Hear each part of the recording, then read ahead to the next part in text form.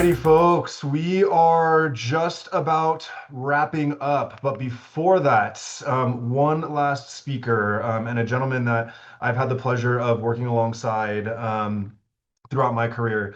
Mr. Jimmy Bayne is going to be joining us for our final session today. So, those of you that are still with us, you are the real ones, you are the troopers, and we have a phenomenal talk lined up for you here with Jimmy. Jimmy is a cybersecurity consultant and researcher at IBM X-Force.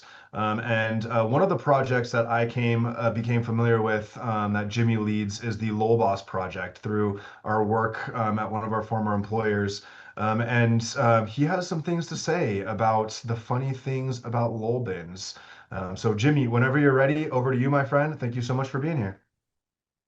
Hey, Brad, thank you. Thank you for having me. And it's a pleasure to be here. All right. Yeah, I'm sorry this isn't going to be a comedy skit, sort of like this intro slide suggests, but we are going to talk about law bins and, whether they're fun, funny, or not really depends on your perspective. And that's for you to decide. So hopefully this presentation will help you reach that conclusion. And yeah, so we got a lot to get through. So let's get started.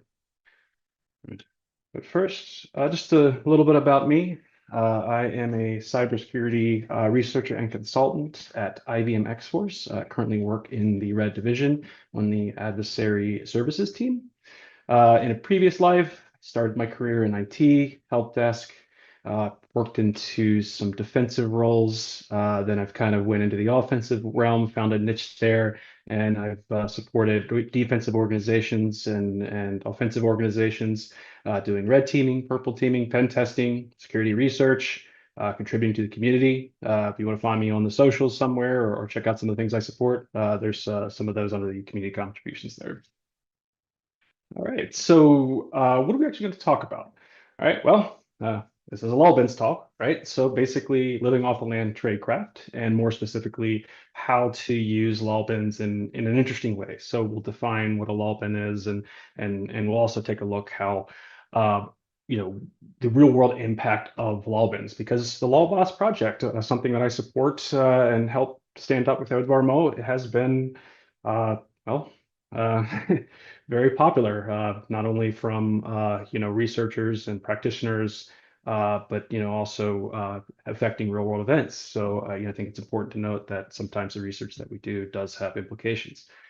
We'll discuss some things around why threat actors find them interesting as well, right? We see the DEFA report, and that gets that's a pretty big share. So a lot of LOLBINs are used by these threat actors. We'll also look at some of the defensive considerations throughout this presentation, and discuss some of the constraints and the hard things that defenders have to deal with, not only technical but organizational as well. From there, then we'll jump to the fun stuff. We'll actually analyze two LOLBINs. One of my personal favorites is IE4 unit, and then probably my second favorite is MS Build. We're going to look at MS Build in a slightly different way than the usual suspects that some of you may have already be familiar with. And then we're actually going to find a new LOLBIN that I kind of came across a few weeks ago, and we're going to talk about a discovery methodology of how I kind of went through that. So maybe you have some tips and tricks that you might want to take in your search if this is interesting for you to do. And then if you find something and want to report it, go ahead and submit it to the law boss. And if it meets the criteria, we'll put it up. All right. So living off the land was first coined in 2013 in a talk given by Chris Campbell and Matt Graber, called Living Off the Land, A Minimalist Guide to Windows Plus Exploitation. The concept of living off the land has been around for decades. But it really, I think this talk was really pivotal in the sense of really defining what that was. And that really kind of paved the way for a lot of interesting research in sort of that mid 2000s timeframe, particularly around bypassing certain defenses where EDR started to take off. Obviously, application control was interesting. Probably still hasn't taken off yet, like things on the detection and response to capabilities in like EDR. But at the very least, it was an interesting time where Microsoft was unveiling technologies, and there were some early researchers looking at ways to get around those. So that's sort of where this LOLBIN concept was born. The goal of a binary in particular, not so much, just kind of a subset of living with a land tradecraft. But basically, it's finding trusted binaries to do interesting things, right? So a LOLBIN would be something like taking the concept of, I don't know, let's say PSExec, which is a systems administration binary, and then finding ways to abuse that and finding interesting or unexpected functionality. These things are probably interesting to an attacker because it allows them to do things that they probably shouldn't do. So anything that could potentially execute code or partake in some kind of file operation, move a file, download a file. Could you dump LSAS with a trusted binary? What could you do? Could you tamper with the OS? There's a lot of binaries out there that do weird things. So we try to collect as much as we can and document on the LOLBINS project, and that is certainly interesting. So LOLBOS in particular is really that central resource found in around that 2017, 2018 mark. So I was pretty pivotal in helping out getting that set up. But currently, Wheats Bukima is actually really the lead of the project. And it's a wonderful resource, right? It's community focused. It's not just like a red team or a offensive security resource. It's as much a blue team. Wheats is a very brilliant person and with a very good offensive knack, but he's a defender. So, it really is a collaborative resource. And as of the other day, yesterday, I should say, we have about 213 binaries documented. Um, of note, I think, when we look at these LOLBINs and what kind of meets the threshold, at least from a LOLBOS perspective, is this kind of idea, this criteria. We have to establish criteria to keep things organized and also, I mean, certainly like a binary used for a legitimate purpose can also be used by a threat actor for bad things, not necessarily adjacent behavior or something, beyond interesting. But so we try to filter that out a little bit, but it doesn't mean it doesn't have application. So there's always been opportunities for other projects in this space. So either third-party LOLBINs or where LOLBOS focuses on Microsoft in particular. There still should be other resources to document these things. So I challenge the community there to step up. And if there's some projects that kind of do it, but nothing like LOLBOS. But it would be cool to see something different. All right, so a little bit about the real world. So go back to 2015. This group Sandworm leveraged different Windows and Microsoft utilities like PSExec and WinRM, and they actually attacked the Ukrainian power grid. So they were using living off the land techniques to basically achieve a goal of disrupting power in the region, which affected about 230,000 residents. So, I mean, threat actor gets to a network. Why not use what's there? And it's very unfortunate these things happen. So, there are implications for abuse of this technology. A couple years ago, CISA, in collaboration with the U.S. government and other Five Eyes partners, if you're familiar with those government agencies, and then that consist of the Five Eyes, and then of course some major private sector partners, released a really interesting report, which I think was very pivotal in terms of sort of blowing the lid off this Volt Typhoon group for using live off the land tradecraft. So that report goes really into depth of not only some defense mechanisms, but how this group was using techniques like WEMIC and NetSH and PowerShell in particular.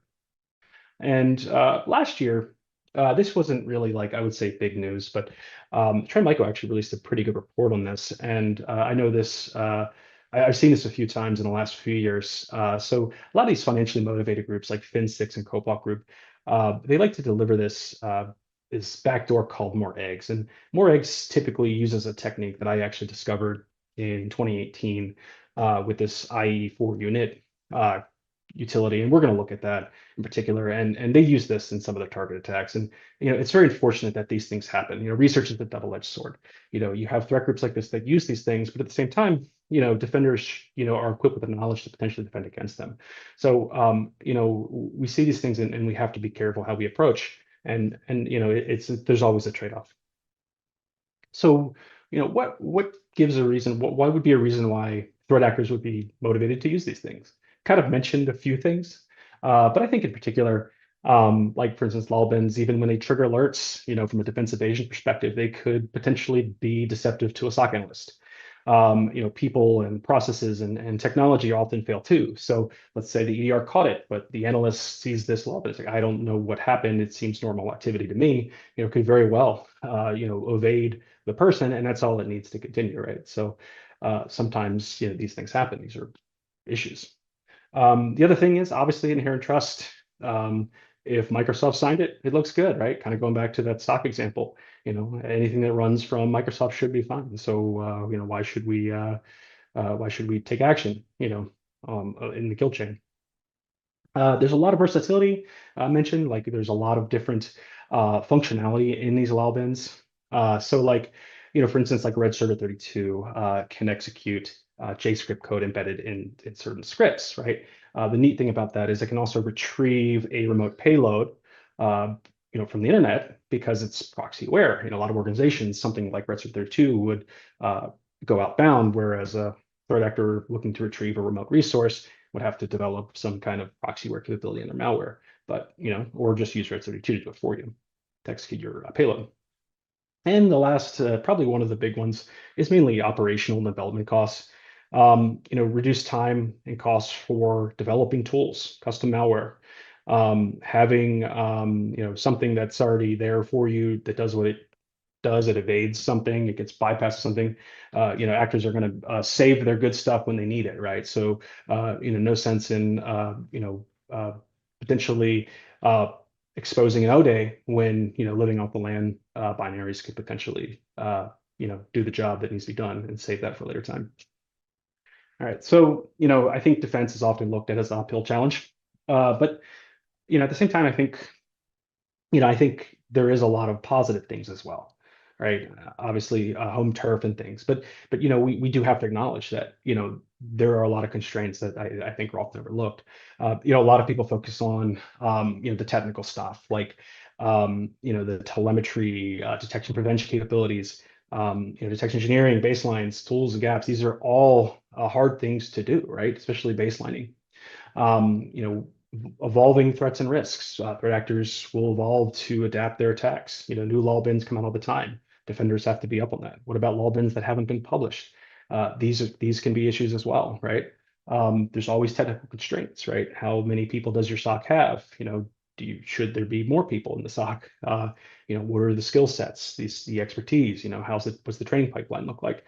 All these things will cost money. There's budgets for these programs. There's obviously policy and process constraints. So folks that have worked in or interned or worked for these organizations in a defensive role certainly see these types of issues.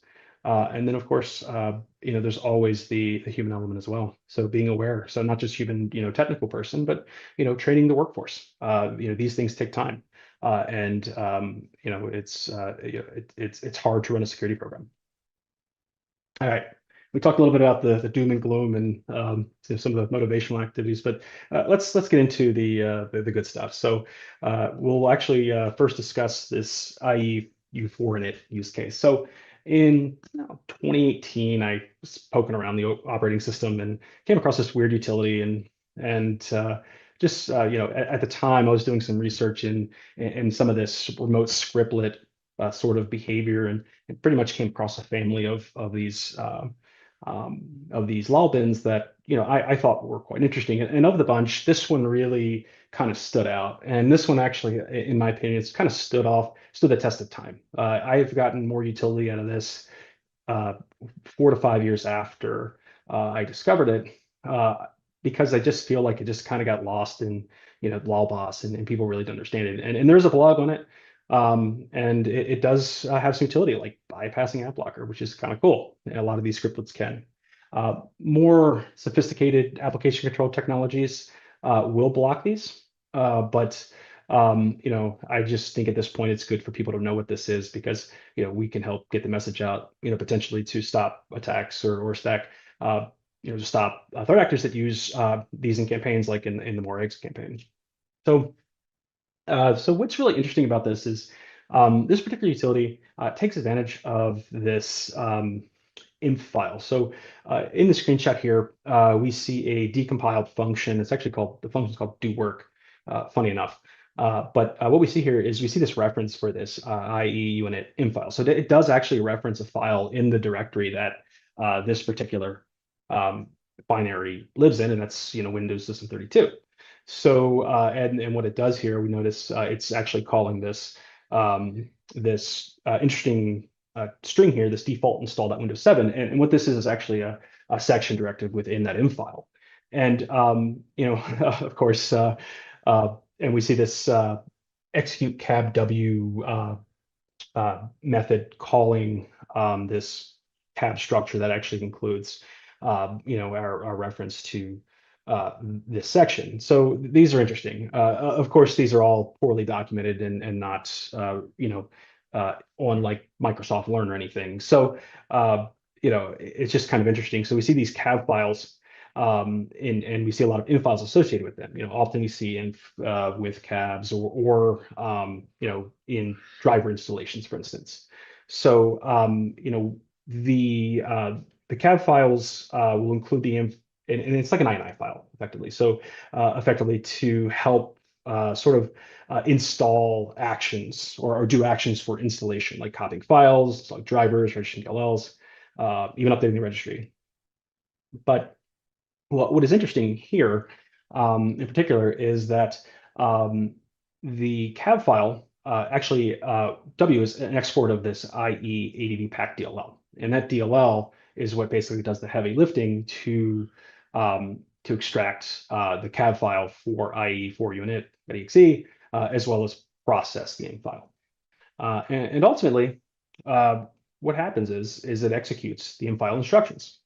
So what we see here is the legitimate one in System 32. So if you browse your operating system and go to System 32, you will see IEunit.inf file, and this is exactly what it looks like. And here, this is the legitimate use of that. So we see default install Windows 7.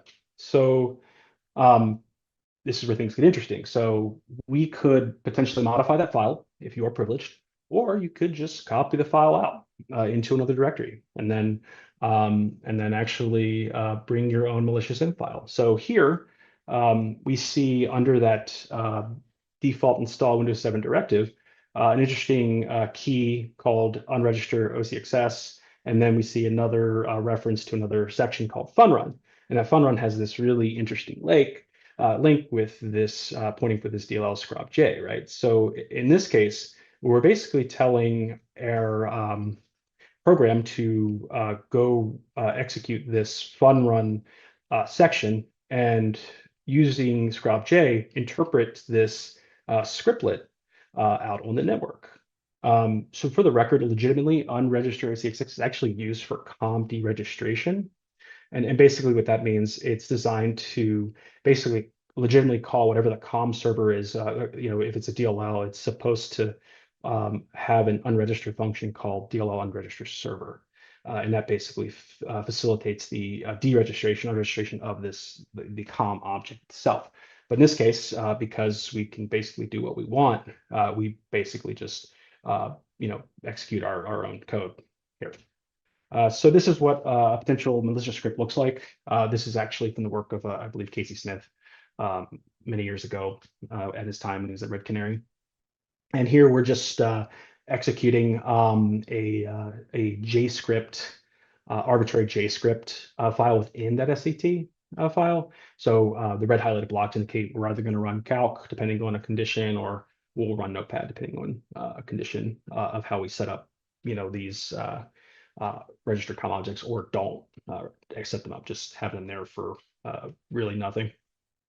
But in the end, the attack is simple. Basically copy IE4 unit out, save the modified inf file, and then run the command with proper flag like base settings, dash base settings, and you pop calc. So IE4 unit will go remotely retrieve that SCT file and then execute whatever that payload is. For brevity, we just execute calc for point of concept. So some defensive considerations, analytics,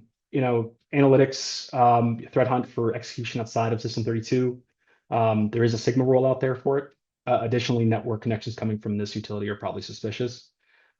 So definitely ensure that these are placed in your environments that you are protecting, or if you leverage this technique in an offensive use case or on a test, these would be some of the recommendations you could provide for detection.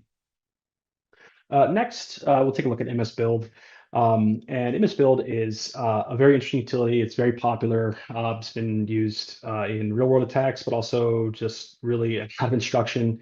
It's sort of a go-to utility for building code, right? So legitimately, it builds effectively. It's the heart of Visual Studio Suite. There's also a version of it natively in the OS as well. Not as it doesn't have as many features as the one with Visual Studio, but it does effectively build C# project files. The Visual Studio one supports unmanaged code as well. It's actually recommended to block on the WDEC block list, which Microsoft maintains, and that's pretty much the best recommendation for it. You should just block it if it's shouldn't be running in the environment. Only a few exceptions, maybe on developer workstations, but definitely prevalent for abuse. So one of the use cases here is this JScript VBScript code through XML and XSL transformations. So I think this one doesn't, you don't really see this one as much out there. Frankly, there's not as much information about it. So I discovered this maybe 4 or 5 years ago, and it's pretty simple. Basically, you can edit your proj file, your CS proj file, and you can include basically um, this element for this XML transformation section. And in there, you can include some things like XML content, XSL content. And what happens here is that Microsoft has a lot of native support for XML in general in these two DLLs behind the scenes. And one of the things they support is this concept of transforming XML with XSLT. This is the language to do it. And basically what it is just taking one input XML and transforming it to the output. But in that process, Microsoft actually supports embedded scriptlet execution during that process. So if you transform the XML with an XSL script that contains embedded scriptlet code like JScript or VBScript, you get code execution. And that's probably not good. So here's an example of an XSL document that when executed will launch Notepad. And if we actually run this project with MS Build and the CS project, it will in fact do just that. It will, in this case, we launch Notepad. So, another kind of weird sort of, execution technique that has some utility in the sense of essentially bypassing some security controls. Obviously well documented, but sometimes LOLBINs have even more utility. So I think it's kind of funny that Microsoft has had this blurb about security for a good 10 years now, but it seems like a lot of the default settings don't really apply to this because we have found a use case just a couple of years ago where we could leverage MS Build in a way that without running MS Build properly, we could actually get one-click code execution for a variety of techniques because Visual Studio failed to properly honor mark of the web. And in this case, what we do here in order to bring our project to a forefront is we add a couple of these keys for targeting our application configuration to run. So as you can see, like default targets or initial targets, I now point to my section here for that transformation script. And what gets really interesting now is if we would save that and we would just open up Visual Studio, not compiling a project, not running, trying to run the code after compilation, whether it's debugging or not, this will execute literally when Visual Studio is open. Now, what Microsoft has done is they didn't properly fix the markup web issue, but they've introduced this weird banner. So if you've downloaded, say, a project from like GitHub on the internet, and then you try to execute that, it'll say, hey, this is from the internet. Be sure to run trusted code. So if you clicked OK, this would run. It's not really a mark of the web protection per se, but if that protection is removed, say if you pull this code down with Git, potentially leverage with CI/CD pipelines, you may have some primitives here for some interesting attacks. So just kind of a thing we can do with LOLBINs, we can kind of take base capability and sort of weaponize them for other interesting use cases. All right, so like I said before, block MS Build Bob from accounting probably should never run this. But it's there's some really a lot of detection resources out there. Another thing too is I really like this netcon type of detection, particularly for these LOLBINs that shouldn't be communicating on the internet. Netcon triggering from MSBL.exe is probably a indicator of compromise. All right, so let's actually talk about something new. So this is kind of cool. I was stumbling around in just some of the Visual Studio components, and I came across this user control test container executable, which was interesting. It is part of Visual Studio. It has Visual Studio dependencies, so you can't just like move this and put it on a box somewhere and just run it. But we find these things, and they do may have utility elsewhere, but at the very least, just to have another one documented in LawBoss. So what was cool about this? This is actually a GUI program. So and like a good written program, they have a help indicator. So I just pretty much executed this and with its typical switch flag to see what the potential uh, parameters were, and this popped up. So it's actually been around a while. I'd never heard of it personally, or at least never really crossed my mind as anything interesting. But when I saw this, I said, "Oh, that's neat. It looks like it takes an assembly for whatever this containerized testing component that it does." So when I see this, I see, okay, .NET code, assembly load. Okay, I probably can execute code in a weird way. Now, the weird thing is this piece here on the user control type. That is interesting because that actually is a requirement to properly load and execute an assembly from this, and we'll explore that shortly. So one thing I like to do before I find new LOLBINs is I like to actually go to LOLBOS because it's grown so much and actually see if somebody else hasn't found it yet. So you'd be surprised how many of these I don't even know that are in here sometimes. It's like, oh wow, actually that is documented. So all right, pretty cool. And but in this case, we didn't find it. So always nice to find something new. Right. So, not being really familiar with user control types in general and classes beyond the fact that I know it has something to do with Windows Forms. I don't really develop Windows Forms applications. I do what anyone else does. I Google it, right? And I came across some documentation that effectively like aggregated like control for application, right? So basically, this type of control was to take other controls like buttons and text boxes and those things and sort of containerize them, which I thought was interesting.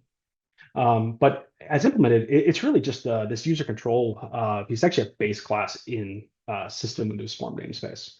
So if you ever use system Windows Form for like message boxes, then you're familiar with that namespace because you used probably message box.show before to demonstrate some kind of technique or code execution or or for giggles.